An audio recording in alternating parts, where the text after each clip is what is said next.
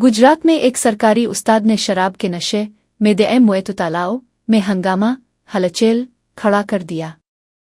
ये वाकया गुजरात के वडोदरा इलाके में मेवदासाला विनावाडा मैन हाईवे पर पेश आया। मुंज पटेल नामी सरकारी उस्ताद ने अपनी गाड़ी से मोटरसाइकिल पर सवार 2 अफराद को पीछे से टक्कर मार दी।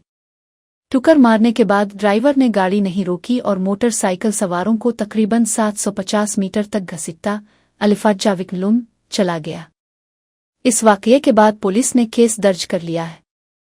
पुलिस ने सख्त कार्रवाई करते हुए मुल्जिम उस्ताद मुंज पटेल का लाइसेंस भी मनसूख रद्दुचसुताव कर दिया है।